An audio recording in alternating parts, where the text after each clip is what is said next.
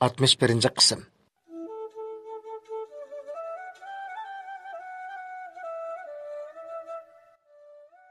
Mavluda hammasi Gulnisoning inisi To'xtining o'ziga bosqinchilik qilib xo'rlaganlik ishini hech kimga aytolmay ichki yutib bir yil o'tib ketdi. Mavluda 15 yoshga kirganda hammasi Gulnisoning o'zlarining mahallasidagi 2 qatim xotin ilib qo'yayotgan, 30 yoshga kirib qolgan, qo'l ilkida pul mollari bor, boy kishidan bo'lganligidan o'zi o'ylag'inicha xotin ilib xotin qo'yib berib yurgan bir kishini Mavludaga loyiq qilib topgan edi. Mavludaning tag'isi Bilal bu to'yga qo'shilmagan bo'lsa-mu, hammasi yo'ldishiga ideya xizmat ishlab yurib, Mavluda kichigidan ota-onasidan yetim qoldi. Hech qanday egi chaqisi yo'q.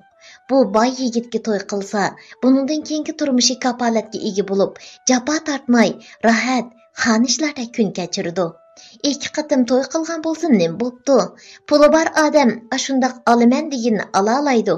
Mavludani almoqchi bo'lgan Baxtiyor boyvachchining olaman desa, uningga tegadigan qizlar uchratda. Men mushu Mavludaning keyingi kunlarda jafo tortib qolmasligi uchun men o'zim ularga eg'iz ichib qizimizni berishni aytdim. Men mushu bolaning keyingi baxtini o'ylayapman degan edi. Ammo Baxtiyor degan erning bu Mavludaning hammasi Gulnisoga bir tal oltin zanjir sovg'a qilib, o'ziga uyda turayotgan Mavludani to'y qilib chiqarib berishga yo'ldishini ko'ndirsa, Mavludaning hammasi Gulnisoni oltin bilan purkib yetadiganligi to'g'riliq va'da berganligini ular bilmaydi. Oxiri gapdan ayoli Gulnisoning o'ziga to'xtamay so'zlashlariga bardoshlik berolmagan Bilal ma'qullik berib, jiyan qizi Mavludani Baxtiyor degan 2 qatim to'y qilib ajrashgan erga berishga qo'shilgan edi. To'yliqni nihoyat yaxshi bergan Baxtiyor to'yni qilib ilib borgan to'y axshimi bu kichikkina sekelak qiz bilan hujurga kirishga aldirab ketgan edi. Hujur uyga kiribla birer soat bo'lmay Mavludaning qiz chiqmaganligini ko'rib, uni chochlaridan tortib, yerga tushirib, urib, dassab, mushlab. Bu paskana buzoq. Yeshang taxi 15 ga kirmay turib, istenali kimlarga silib badang, ha? Ayta buzoq paskana. Hamma degan qiyr qonjoqning gapiga kirib, senda kichkina qiz olaman deb ostiqim tatdimmi, ha? Ayta deginicha birdamning ichida Mavludani urib bir zambal go'sht qilib qo'ygan edi. Va to'y kunining ertasi bo'lib, to'yning chilliqi bo'lguncha Mavludani tag'isi Bilal va Gulnisoning ishkiga akilib to'kivatgan edi. Mavludaning tag'isi Bilal hammasi Gulniso birisining darvozani gumshtib urg'onidan cho'chib, ittik chiqib, eshik oldida qonga milinib yotgan Mavludani ko'rib, o'z ko'zlariga ishonmagan holda uyga ilib kirib, uningdan so'rab, do'xshitib yurib, amaliy ahvolni o'qqandan keyin Mavludaning tag'isining ayoli Gulniso chala vaqab, og'zini buzib, Mavludani tillab, chochlarini yo'ng'izlab, "O'nimiz qilmaydigan qayr sharmanda buzuq. Kichikkina turib, qo'ng'angni kimlarga tutib berib yundangni eqitib, endi mening inimga ortvatamsan? Necha yildan buyon gelinga obdan tamoq berib, o'changa kiyim berib, pitingni erig'dab odam qilib qo'ysam, biz qarindoshlarning orasiga mushundaq sovuqchilik silib, nimaga erishmoqchiding? Mening qilgan yaxshiliklarimga qaytirgan javobing mushu bo'ldimi?" deb haqoratlab urushga boshladi. Mavluda har qancha so'zlabmi, ularni buningdan bir yil burun hammasi Gulnisoning inisi To'xtining o'zini oyoq osti qilib, bosqinchilik qilganligiga ishontirolmadi. Tag'isimi bu sharmanda ishdan nomus qilib, Mavludadan biraqli yuz o'ragan edi.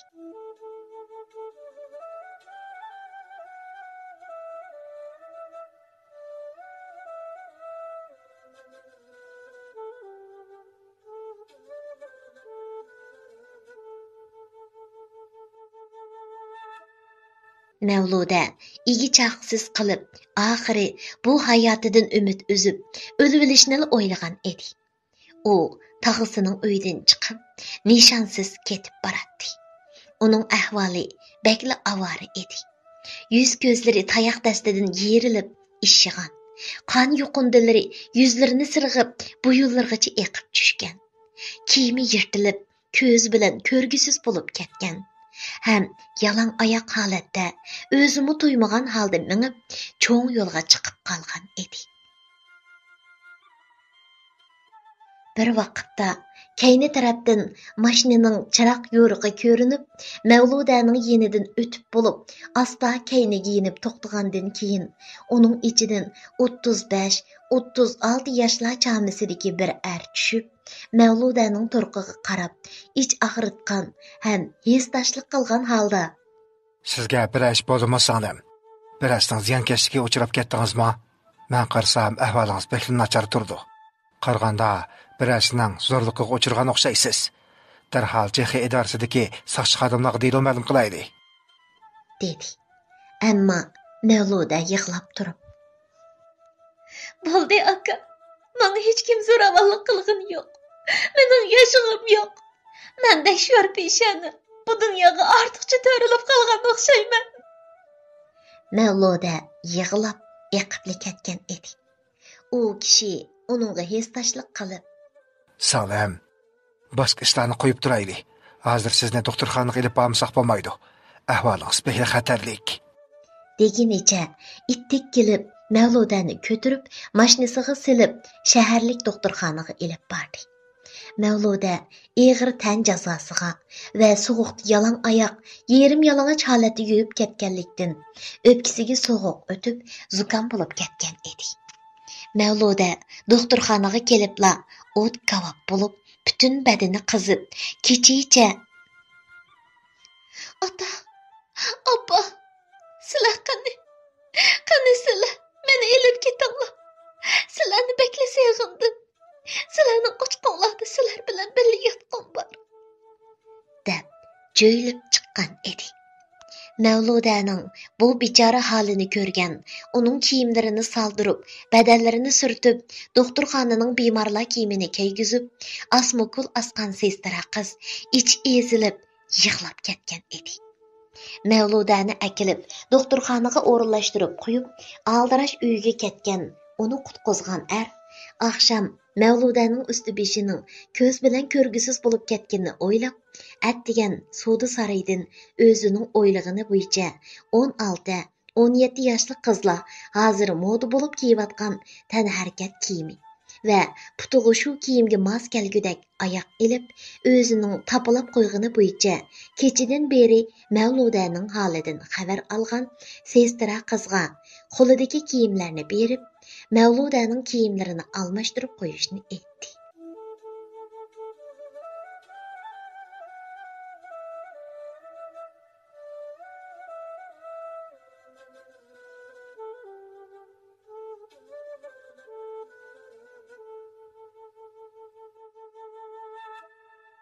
Va o'zini aldirash oqshom Mavludani doktorxonaga qabul qilib olgan doktor ishxonasiga kirib ketdi.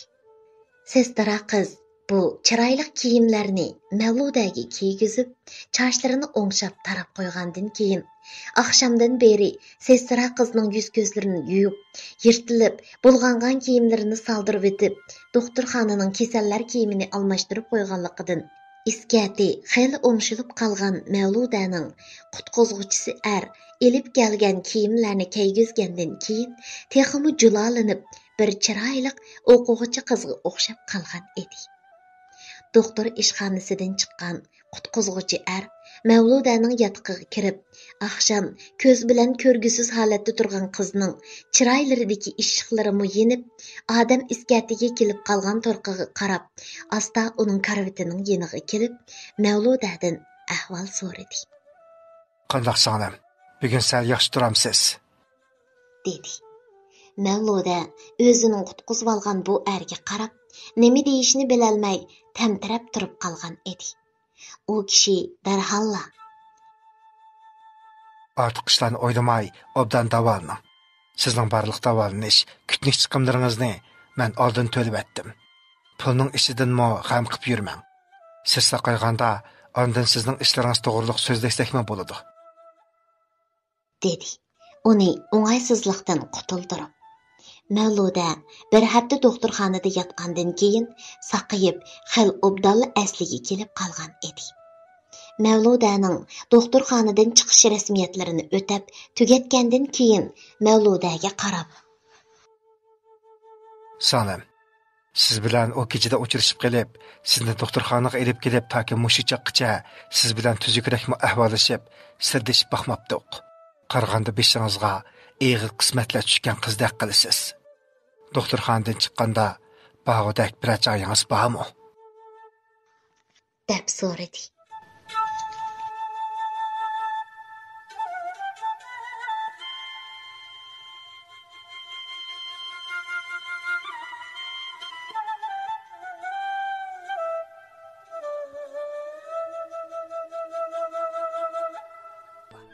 Altmış ikinci qism.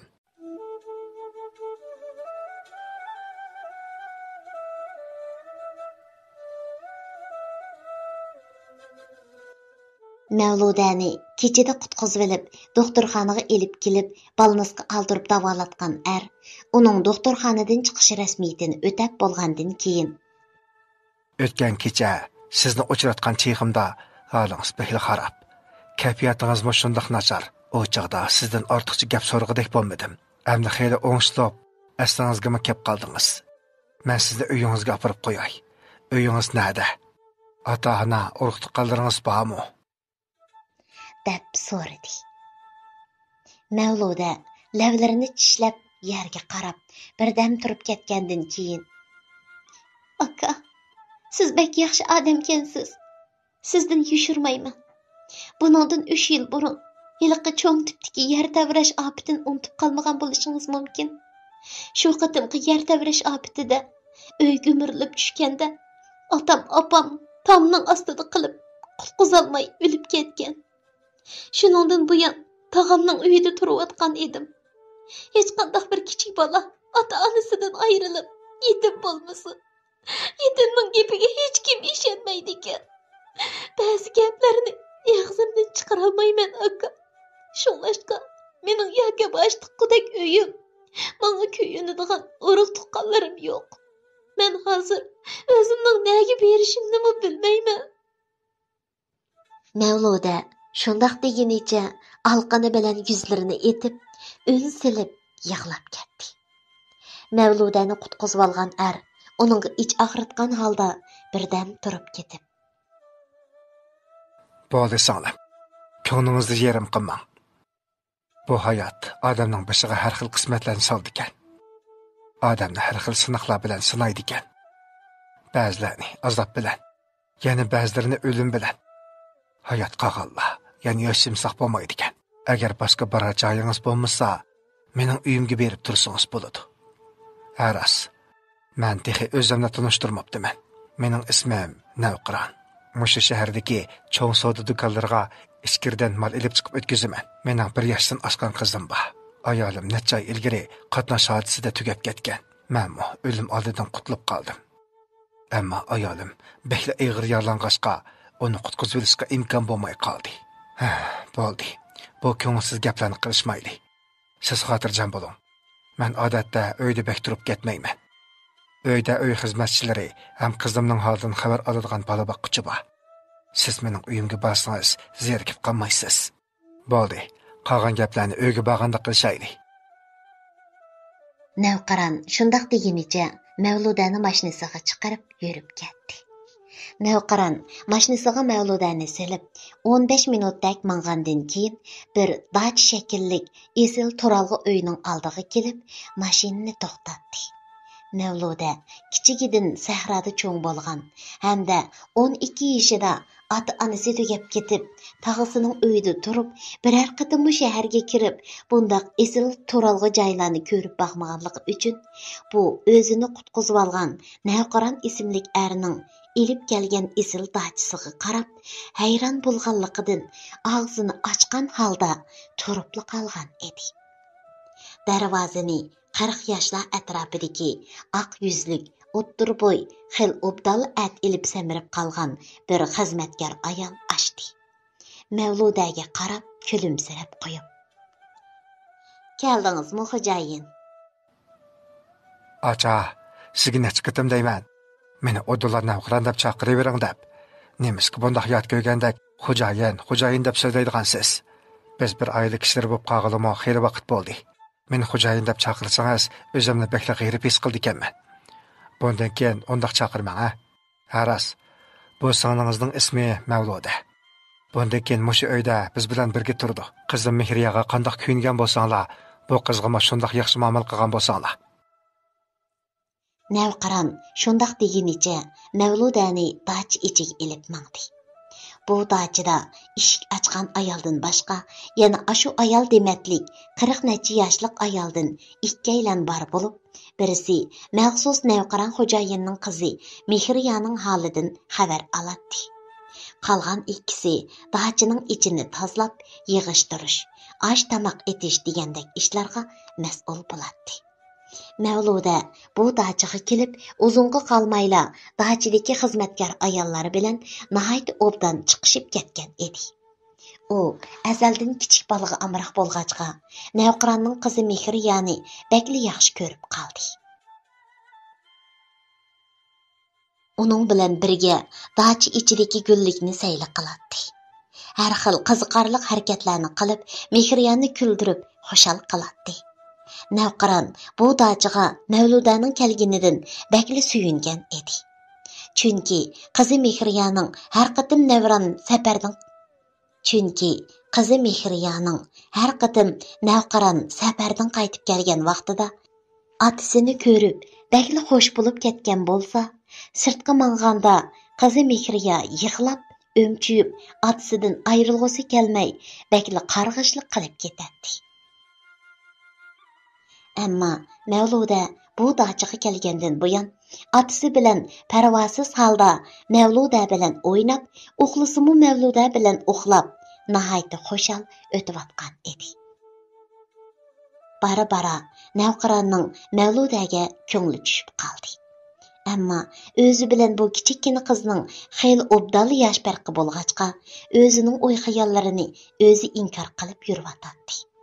Bu uydagi yoshqa cho'ngroq xizmatkor ayol Ruqiya Navqironning ba'zi vaqtlarda Mavludaning qizi Mehriya bilan o'ynab turgan turqini ko'rib, suyungan holda qarab turib ketsa, ba'zida ichiga tinib, qolg'inni ko'rib, ko'pni ko'rgan bu kuyimchan ayol xo'jayinning Mavludani yaxshi ko'rib qolganligini, ammo ko'nglidagini uningga ifodalashga ojiz kelayotganligini bilib yetgan edi.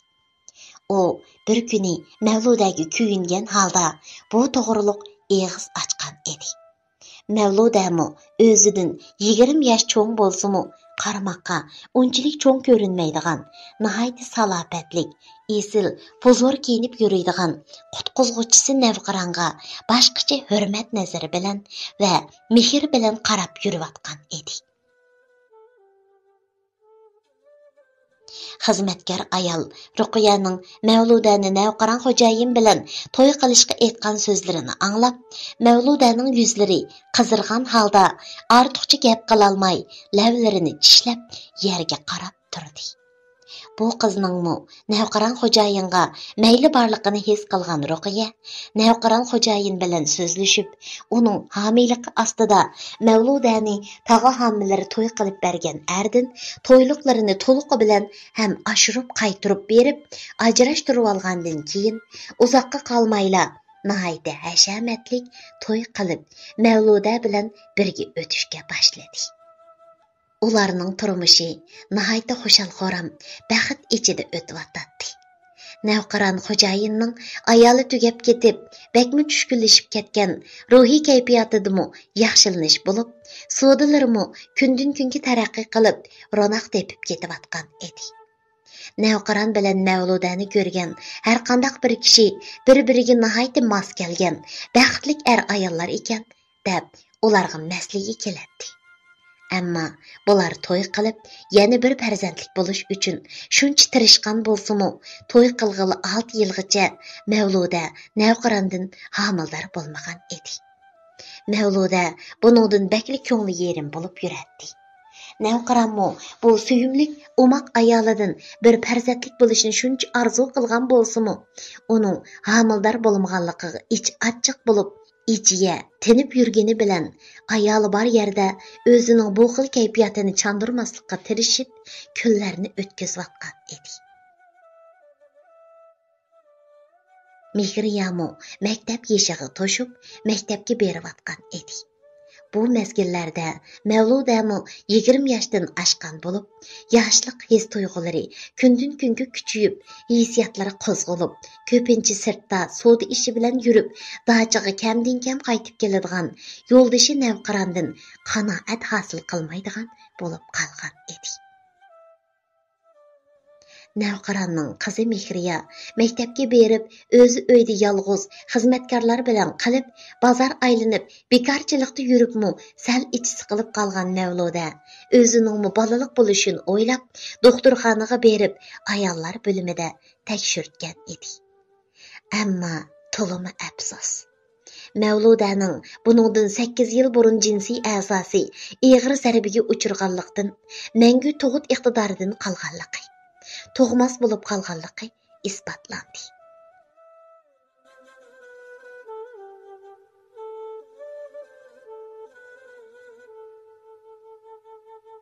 Hurmatlik asar anglag'uchi o'qirman do'stlar. Mavluda endi bir yaxshi kunga erishdim deb navqironga mehrini berib, uning qizini onalik mehri bilan bag'riga besib o'tayotgan mushu kunlarda o'zining bolalik bo'lolmaydiganligini bilgandan keyin o'gay qizi Mehriyaga yana burunqidek mehrini berib o'talarmi? Boyvachcha puldor yo'ldoshi navqiron bilan nihoyatda baxt ichida xo'shal-xo'ram o'tgan turmushi buningdan keyin qandoq bo'lib ketadi? Asarning davomiga qiziqsangiz, diqqatingiz keyingi qismda bo'lsin.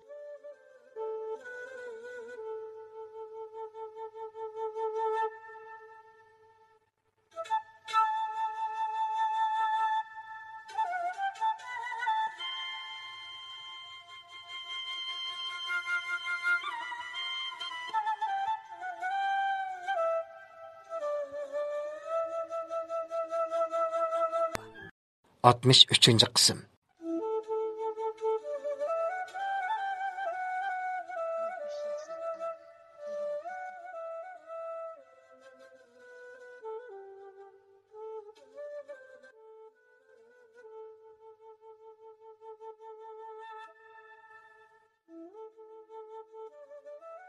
Mavluda bu tekshirish natijasini ko'rgandan keyin bakla azoblanib, hammasi Gulnisoning inisi To'xtidan nihoyatda qattiq nafratlanib, chaynab, purkivatgudek bo'lib ketdi. Ammo necha yil burun o'tib ketgan ish o'rniga kelmaydi. Shuning uchun doktorga yolvorib, bu ishni qat'iy maxfiy tutishni aytib, uyga qaytib keldi. Chunki yo'ldoshi navqirondan ayrilib qolishni xohlamaydi.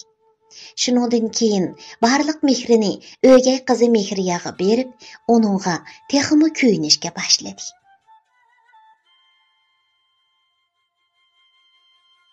Yo'ldoshi navqiron ayolining o'zining qiziq bunchalik kuyinishidan suyunib, Mavludani doktorga olib tekshirtib, davolatib, yana bir farzandlik bo'lishni talab qilgan bo'lsa-mu, Mavluda qat'iy rad qilib, mening faqat dunyolikda mushu bir tal qizim Mehriya bo'lsa bo'ldi. Men qayta bolalik bo'lsam, buningga bo'lgan mehrim ikkiga bo'linib ketib, bu bechora qizimning ko'nglini yerim qilishni xohlamayman, deb doktorga berishni qat'iy rad qildi. Haqiqiy ahvolni bilmagan navqiron ayolining bu oq ko'ngilligidan hamda qiziga bo'lgan mehridan suyunib, uni texmi yaxshi ko'rib, azizlab o'tayotgan edi.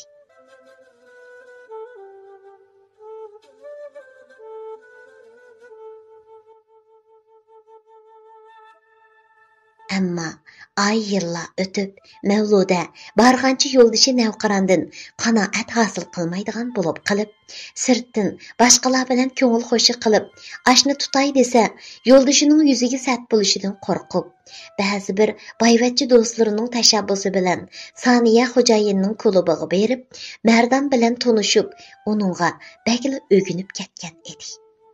Mavluda xonim beshidan o'tgan ishlarni birini qo'ymay Mardonga yig'lab turib so'zlab berib, "Endi ukam, sizni bu yerga chaqirdim. Bu gaplarni qilishdiki maqsadim. Sizning hayotingiz, yoshlik bahoringiz bunday o'tib vayron bo'lib ketsa bo'lmaydi. Bazmxonadagi Natashaning amaliy ahvolini siz menga aytmaгаningiz bilan men hamma ishni obdan bilaman. Uning hatto ayol emas, xitmak ekanligini men obdan bilaman. Siz uning bilan bunday turmushni o'tayversangiz bo'lmaydi. Bunday ketaversangiz, amdili 20 yoshga kirgan Navqiron vaqtingizda butunlay tugishib ketasiz. Shunglashqa sizga kuyinib, yordam qilish maqsadida siz bilan obdanroq bir so'zlashib beqish uchun bu yerga chaqirdim", dedi. Mardan Mavluda xonimning beshidan o'tgan kechirmishlarini anglab, uningga ichingan ham hesdashlik qilgan holda birdam o'ltirib ketib, "Mammo, kunlarimning bundoq o'taversa, yaxshi bo'lmaydiganligini obdan bilaman xonim. Ammo men mushundoq yashamay qandoq qila olayman? Mening ya bu cho'ng shaharda putirab turg'idek tunish bilish, urug' tuqqanlarim bo'lmasa, hozir yanchiqimda pulimmi bo'lmasa, men nazakatning yendan qaytib chiqsam, bir parcha non, bir qacha tomoqqa zar bo'lib qolaman shu", dedi.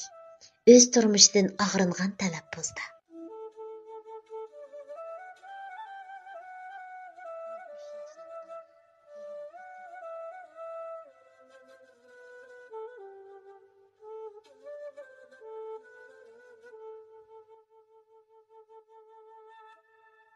Mavluda xonim birdam o'ltirib ketib, "Sizning aytganingizmi o'rinliq. Sizningga o'qish tarixingiz yo madaniyat saviyingiz bo'lmasa, biror yerda xizmatga o'rlashtirib qo'ygan taqdirdami, uzoqqa qolmayli shallanib ketasiz. Bundaq desam, meni nayt shalloq ayol ekan, o'z nafsiga cho'q tortibotidi deb o'ylab qolmang. Buning bilan sizning buningdan keyingi hayotingizmi ham turmushingizmi kapolatga ega bo'ladi. Sizni mushundaq o'zimning uyiga ilib berib turg'izib olmayman.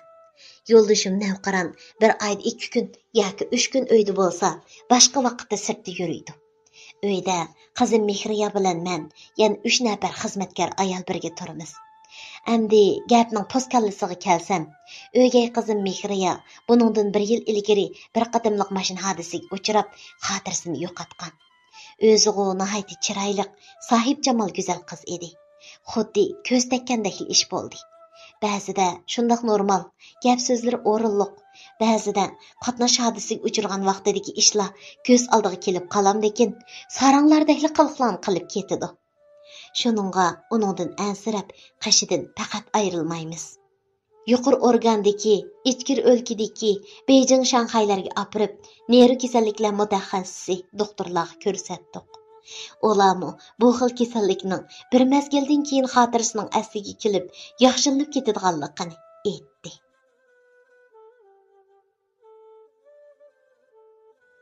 Biroq qanchalik vaqtda yaxshi bo'lib, xotirasining asliga keladiganligi to'g'riliq aniq bir narsa aytib berolmadi.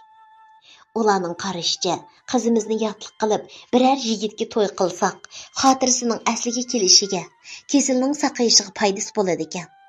Sizga aytib berganimdek, Mehriyani bir yosh vaqtidan o'zim bag'rimga besib, beqib, cho'ng qilib qatarga qo'shgan.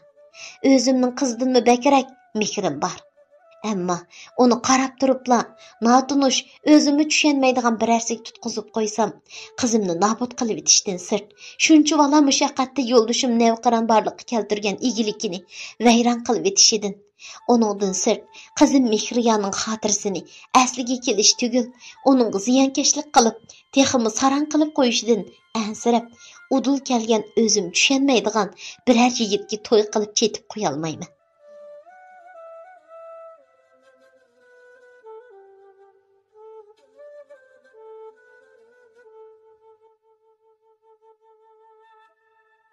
Qızım Mehriya bilan to'y qiladiganqa, o'tdak o'zini urib turgan shuncha chiroyli, ziyoli, o'qimishli yigitlar ko'p.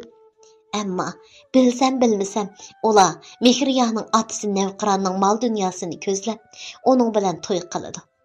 Shunglashqa, bundaqlarga ishinib qizimni tutqizolmayman. Shuning uchun sizni eng yaxshi nomzod deb o'yladim. Bu qilganim sal chekidan oshgan razillik bo'lib qolishi mumkin. Shundoq bo'lgan taqdirdami, nomda qizim bilan to'y qilib, Mehriyaning xotirasining asliga kelishiga yordam qilsangiz, mo'rti kelganda ikkimizmi bir-birimizdan ayrilmay yaxshi o'ssak, hammamizga yaxshi emasmi? Siz ham buningdan keyingi turmushingizdan xotirjam, kapolatga ega bo'lasiz. Menmi sirtlarda yo'ldashimning yuzi to'kiladigan, nashoyan sharmanda ishlarni qilib yurmayman. Qizimmi sizning mehr muhabbatingiz bilan kesili yaxshilanib, xotirasi asliga kelib qolishi mumkin. Bu hammamizga manfaat elib keladigan yaxshi ish. Oldinroq o'ylanib beqing. Mardan bundoq fursat sizga doim kelavermaydi, dedi.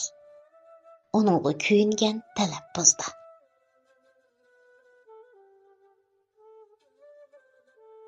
Mardan Mavluda xonimning aytgan so'zlarini o'ylab, to'g'ri topgan bo'lsa-mu, ammo qarab turibla 2 yildan buyon o'ziga boshpanoh bo'lib, holidan xabar elib kelayotgan nazokatga biroqli yuzsizlik qilib tashlab chiqib ketsa, uningga nihoyat og'ir keladiganligini his qilib, ikkilanib qolgan edi. Shuning uchun Mavluda xonimga: "Ma'qul. Men obdanroq o'ylanib baqay. Sizmi bilsiz, mushu 2 yil jarayonida Saniya xo'jayining salonida qolgandan buyon men Ali xo'jayinga qo'yilib 100 ming yuan pulimni yo'qotib qo'ygandan keyin kirgili uyim yo'q, yeydiganga osh tomoq yo'q. Sarson sargadan bo'lib ko'chada qolgan chig'imda nazokat menga atadachilik qilib, holimdan xabar elib, yotadigan joy, yeydigan osh tomoq, kiyim-kechak berib, hech nimaning g'amini qildirmay, toki mush vaqtgacha o'zining yanida turg'izib kelayotgan tursa, men shu ancha-muncha uning hojatidan chiqib, ko'nglini ichib qo'ygandan boshqa hech ish qilmasam, turibla yonbeshimni elib, yuzimga chaplagandek ish qilsam, qamlashmas. Uning ustiga sizning deganingiz bir tarafdan yaxshi ish. Bundoq bo'lgan bilan yana bir tarafdan behli xatarlik ishkan. Haqning qiziga o'ylanib, boy millioner kishiga kuyug'il bo'lib turib, uning xotini bilan oshna o'ynab yursam, yeshilmaydigan sir, pash bo'lmaydigan maxfiyatlik yo'q. Aman bir kuni boy xo'jayin bilib qolsa, meni o'ldirib etishdan yonmaydi. Undaq puldor, yuz obro'li kishilarning qo'lidan har ish keladi. O'zimning keyingi turmushimni kapolatga ega qilaman deb, bundaq zo'r badal to'lab, tavakkilchilik qilib, yana biraylarning ko'ngliga azor berib, men hargiz baxtli bo'la olmayman.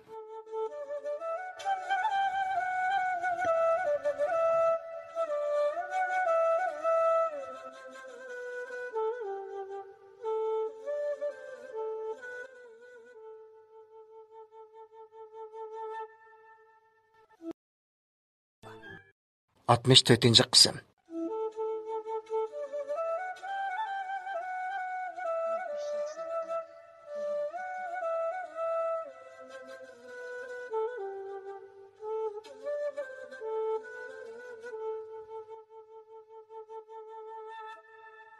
Mavluda xonim Mardanning aytgan so'zlarini anglab, uning ansirishining o'rinliq ekanligini his qildi. Mardonni xotirjam qilishga tirishib: "Hay, siz o'gay qizim Mehriya bilan to'y qilgandan keyingi ishlardan ansirab ketmang. Men undaq nomussiz, sharmanda ayollardan emas. Hadisi sizga esilib olmayman. Gapimga ishining. Men sizga kapolat beray. Agar qizim Mehriya bilan yaxshi o'tib, o'zingizning mehr muhabbati bilan o'gay qizimning xotirasini asliga keltirib, tuzilib qolgudek bo'lsa, ikkinglar yaxshi o'tib ketsanglar, men sizlarga baxt tilayman. Hargiz sizga ortiqcha talab qo'ymayman. U vaqtgacha o'zimning hissiyatini bisib olmay siz bilan arilishib qolgan taqdirdami, nihoyat diqqat qilib ishlarni tartibli o'rinlashtiraman. Hargiz sezilib qolmaymiz. O jihatdan xotirjam bo'ling. Lekin siz hozir Natashaga bu haqda so'zlasangiz, u sizni qo'yib berishga hargiz qo'shilmasligi mumkin. Bu jihatdan obdan o'ylanib beqing. Mardan yanılı nazokatni bu holda tashlab, jimjit ketib qolishga vijdoni chidamay, uning bilan obdan so'zlashib, uning ma'qulligini elishni, Mərdan öyge qaytib kelgəndə Nazakat texi ayollar pərvi salonidan qaytib kelməyən bulub, öyge kirgən Mərdan kirisloda sonaylanıb yetib, məqsədsizlə televizorunu içib qoyub, tamakisini buluşığı çekib, xəyalğa petib ketgan edi.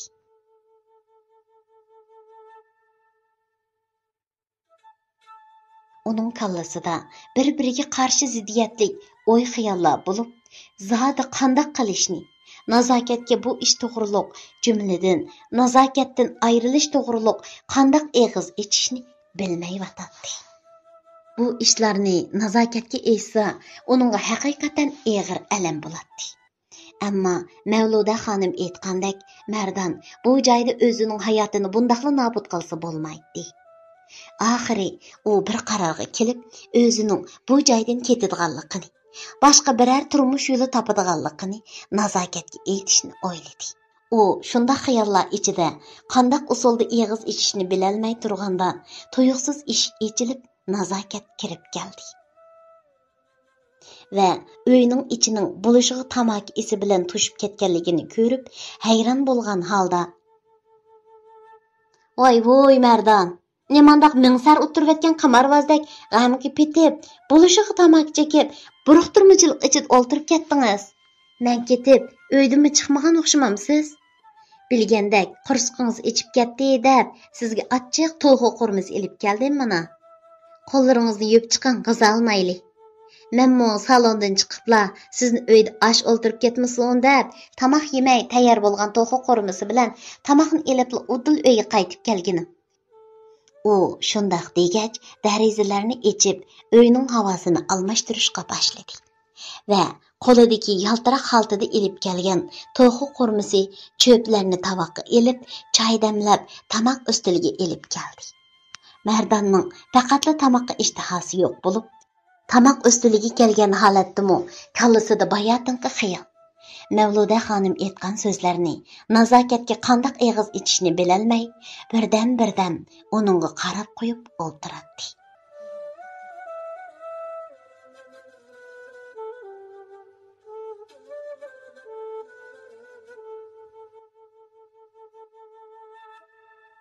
Nazokat bo'lsa, ha deb tavoqdagi to'g'ri qo'rmisining go'shlik yerlaridan Mardonning qachisiga silish bilan avara edi. Mardon nazokatning o'ziga kuyunishlaridan ko'ngli yerim bo'lib, oxiri uningga eg'iz ichish qaroriga keldi-da: "Bo'ldi. Menga go'shtlarni ilg'ab o'tkazib bermay, o'zingizmi yana tezroq qilolmayli. Tomoqdan keyin siz bilan so'zlashadigan muhim ish bor edi", dedi. Nazokatmi mushu 15 kun jarayonidagi Mardonda bo'layotgan o'zgarishlardan uning nima o'ylayotganligini sezib qoldimi, qandoq Mardonning so'zini anglab, darhol gapni boshqa yoqqa burab: "Bo'ldi Mardon, tamoqdan keyin ozroq orom olib olayli. Mushu kunlarda oqshimisi ishoratxonadan bakli kech ishdan tushadigan bo'lg'achqa, menmi bak charchab qilyapman. Siznimi bak hardirvatdim. Bak muhim ish bo'lmasa, tamoqdan keyin orom olayli. Keyin fursat chiqarib, obdanroq so'zlasharmiz jinim", dedi. Uningga erkalab turib. Ammo Mardon uning gapini bilibla: "Rostla bek muhim ish. Bu gapni sizga aytishga xeyirdan burun o'ylanib yuratdim. Ammo sizga qandoq aytishni bilolmay, eg'iz ocholmay, bekli bearam bo'lib ketayotgan edim. Endi demasam faqat bo'lmaydi. Endi o'zimizni aldab, vaqtning keyniga suravermaylik. Shunlashqa tamoqdan keyin so'zlashaylik. Bo'lamdi", dedi. Uningga kuyingan holda qo'lini tutib turib.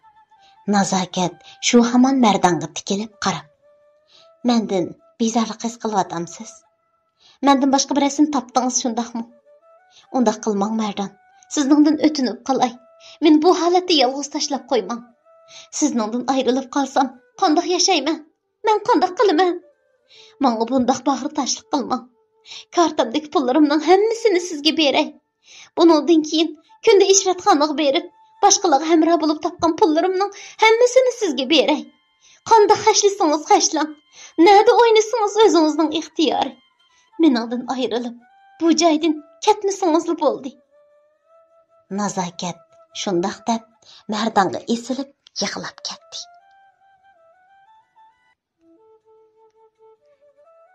Mərdanmı mushu 2 yil jarayonida nazokatga bakil o'ginib ketganligi uchun uningdan tuyuqsiz yuz o'rib ayrilib chiqolmaydi.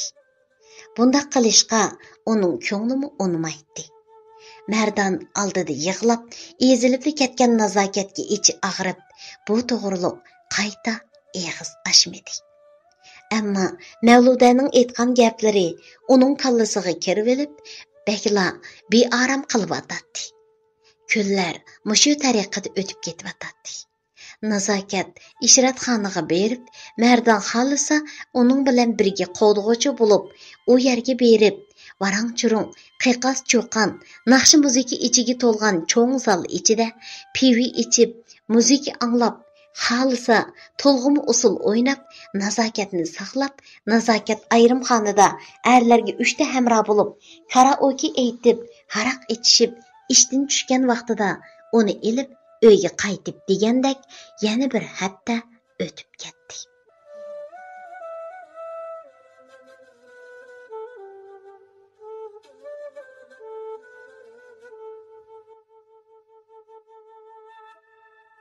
Bir kuni Mavluda xonim Mardonga telefon urib, zodi nazokatga aytgan aytmaganligini, qanday qarorga kelganligini so'ragan edi. Mardon o'zining nazokatga aytganligini, ammo nazokatning qo'shilmay, Mardonning o'zini tashlab ketsa, o'zining jiniga qasd qilib, o'lib oladiganligini aytganligini dedi. Mavluda birdan turib ketib, "Qarang Mardon, undaq bo'lsa, hozircha u ishni qo'yib turib, sizni o'gay qizim Mehriya bilan ko'rishtiray.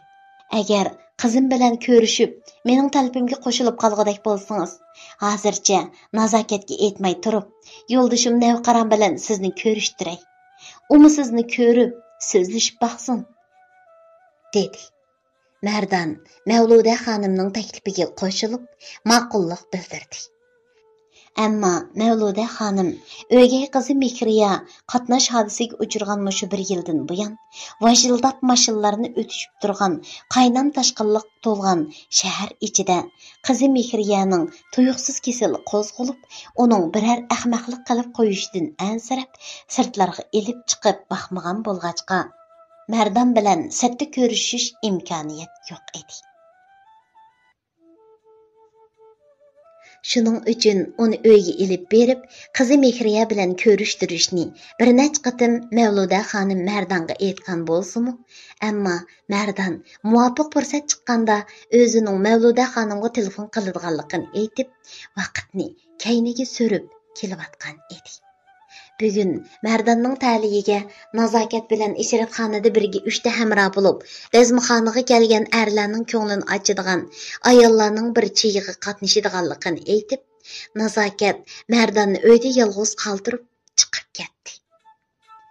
Mardon shu hamon Mavluda xonimga telefon urib, o'zining bugun Mavluda xonimning o'gay qizi Mehriya bilan ko'rishadiganga vaqti borligini aytdi.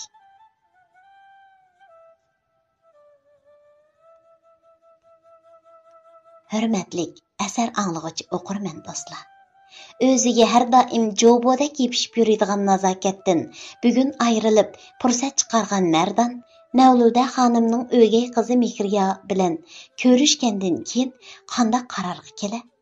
Mavluda xonimning bu xotirsini yo'qotgan kallasidan ketib qolgan o'gay qizi Mehriya bilan to'y qilishga qo'shilarmi?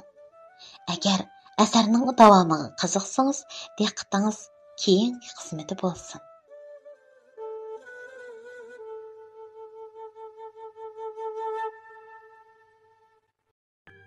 65. qism.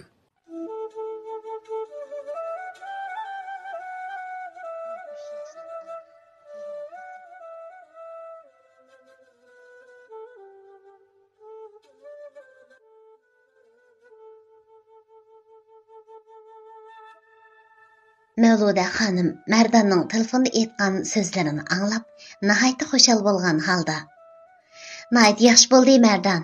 Undaq bo'lsa, 10 minutga qolmay sizni olg'ili yetib borman.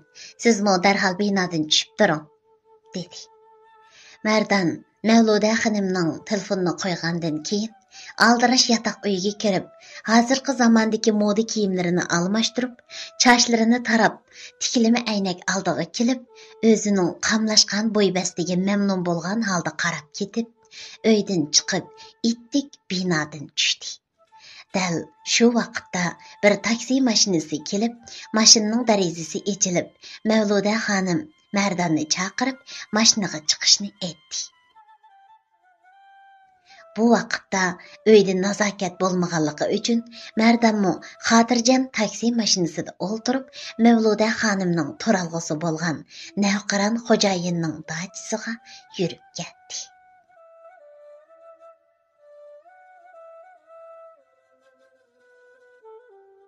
Mavluda xonim o'zining kallasidagi bu o'y xiyollarini o'zining eng sirdosh qarindishidek bo'lib qolgan. Mavluda xonim bu yerga kelganda uningga nihoyatda mehribonlik ko'rsatgan xizmatkor Ruqiyaga aytgan edi. Ruqiya hada hozir 60 yoshga kirib qolgan bo'lsa-mu, bu oilaning bir a'zosiga aylanib ketgachga yoshga cho'ng bo'lib qoldi debla ishdan bo'shitib o'tmay, hozirgacha mushu oilada g'o'jidorlik xizmatini o'tab kelayotgan edi. Mavluda xonim bugun xizmatkor Ruqiya hadiga necha kun burun o'ziga aytgan yigitning bugun keladiganligini aytib, Mehriyaning chiroyli kiyimlarini kiygizib, chochlarini tarab, yasab qo'yishni aytgan edi. Xo'jidor Ruqiya hada o'zining qizidek bo'lib qolgan Mehriyaning baxtini o'ylab, o'gay ona bo'lsa-mu, o'z qizidek muomala qilayotgan Mavluda xonimdan suyunib, onunga darhol ma'qullik bildirib, kichik xizmatkor Sheringa buyurib, Mehriya xon qizning kiyimlarini almashtirib, chochlarini moda chiqarib, tarab, yasab qo'yishni aytgan edi.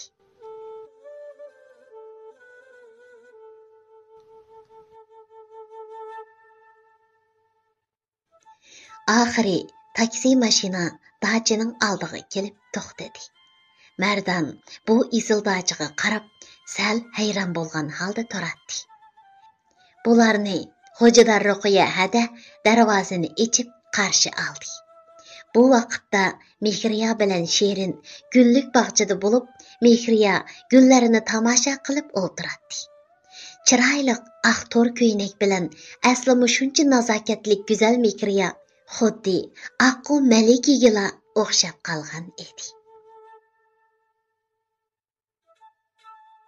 Mavluda xonim darvozadan kiribla yon tarafdagi gullikda gullarini tomosha qilib turgan o'gay qizi Mehriyani ko'rib, yenidagi Mardonga Mehriyani ishoratlab, u tarafga elib mangdi va Mehriyaning oldiga kelib, uning qo'llarini tutib, "Chiroyli malikam, gullarni tomosha qilayotgan o'xshamamsiz. Qarang-a, kim keldi? Mehmonga salom qilmamsiz?" dedi kulib turib.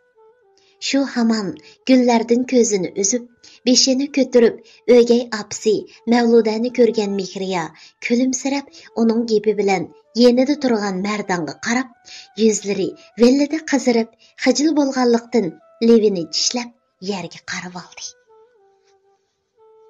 Mardonmo bu dachiga kelib, gullar ichidagi kepinakdek bu chiroyli qizga qarab, Mavluda xonim aytgandek, uning nervisidan ketgan, xotirasini yo'qotgan qiz ekanligiga ishongisi kelmagan holda qarab turibla qolgan edi. Mavluda xonim Mardonning o'gay qizi Mehriyaga hayron bo'lgan holda qarab ketganidan, uningmi o'gay qiziga qiziqayotganligini his qilib qolgan edi. Ular gullik bog'chada birdam gullarni tomosha qilib turganda, xizmatkor ayol tomoq tayyor bo'lganligini aytib, ularni tomoqqa chaqirdi. Mardon azaldan bundoq esil dachi uyni ko'rib boqmagan. Faqat kino televizorlarda ko'rganligi uchun bu esil dachining ichiga havaslanib qarayotdi. Bo'libmi, gullikning qarshi tarafiga yasalgan suv uzish ko'lchiki Mardonni bakli o'ziga jalb qilgan bo'lib, suv uzish ko'lchikining atrofiga yo'lanchuklik tavranma o'rindiqlar qo'yilgan edi. Suv uzish ko'lchikidan chiqqan odam Bu yo'lanchuklik o'rindiqda aftob sunib, lang'ishtib yetib ketsa, xuddi dengiz sahilida aftob sungandek huzurlana olaydi. Onun sal nerida kichikroq yasalgan chimliq.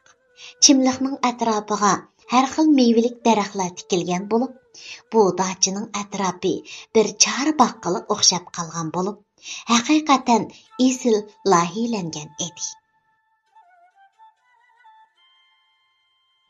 Güllik va chimliq suv uzish ko'lchikidan aylanib, dachining mehmonxona uyiga kirguchilik tar yo'lga marmar toshlar o'rnatilgan bo'lib, atrofiga barangliq atirgul tikilgan edi. Atirgullar o'sib, ustiga yamishib, bo'kkida ichilib ketgan bo'lib, xuddi gullik koridorga o'xshab qolgan edi. Ular chiroyli bezalgan dacha mehmonxona uydan o'tib, oshxonaga kelib, tamoq ustida o'tirishdi. Mehriya bilan Mardan ustalning ikki tarafida udulma-udul o'tirishgan bo'lib, bir-birisiga ma'nilik qarashib qo'yadi. Ko'zlari o'chirishib qolsa, Mehriyaning yuzlari qizirib, ko'zini Mardandan elib qochadi. Bu güzel sahip Jamal qizning harakatlaridan hech bir aqlidan ozgan, xotirasini yo'qotgan qizga o'xshamaydi. O'gay apsi Mavluda xonimning tamoq ustida qiziqchilik qilib aytgan so'zlariga xuddi kichik qizlardek villaqlab kulib, Mardanning texmi amroqligini keltirib etgan edi. Texi qormalardan Mardanning qachisiga selib, uni tamoq yeyishga undaydi. Bugun Mavluda xonim o'gay qizi Mehriya bilan Mardanni uchrashtirib, bekli to'g'ri qilgan edi. Chunki Mardan bu dachidan qaytquchilik ko'zini Mavluda xonimning o'gay qizi Mehriyadan uzalmay, uningga qiyalmagan holda orqasiga qarab qo'yib, bekmi tasda dachidan ayrilgan edi. Mavluda xonim o'zining planidan suyunib ketdi va Mardanni uyiga apirib qo'yg'uchilik uningdan. Qandaq, Mardan, men sizga yolg'on aytibdimanmi? Bu qiz haqiqatan go'zal ham yaxshi tarbiya olgan bilimli qiz. Sizmi beshingizda nurg'un issiq sovuq o'tkazgan yaxshi yigit. Sizga ishonganligim uchun bu qizimni sizga topshiray deyman. Agar siz ma'qul ko'rsangiz, men Mehriyaning otasi Navqironga darhol telefon urib, uning qaytib kelishini, siz bilan bir ko'rishishni aytaman. Meningcha, Navqironmi uning arzuli qiziga mening tanlagan yigitimni rad qilmaydi-ku deyman. Shundoq bo'lsa-mu, ikkinglar bir paranglashib beqinglar, dedi. Mardan Mavluda xonimning gapini anglab, Ma'qul xonim, sizning fikringizga, tehbingizga qo'shildim. Men uyga qaytibla darhol nazokat bilan obdan so'zlashib, aloqani uzib, arni ochiq qilib etaman, dedi. Mavluda xonim Mardanning bir qarorga kelganidan suyunib, Mardanning darhol nazokat bilan aloqani uzib, qaytib chiqishini, o'zining darhol yo'ldoshi Navqironga telefon urib, bu xo'sh xabarni yetkazadiganligini aytib, Mardanni uyining oldiga akilib qo'yib qaytib ketdi.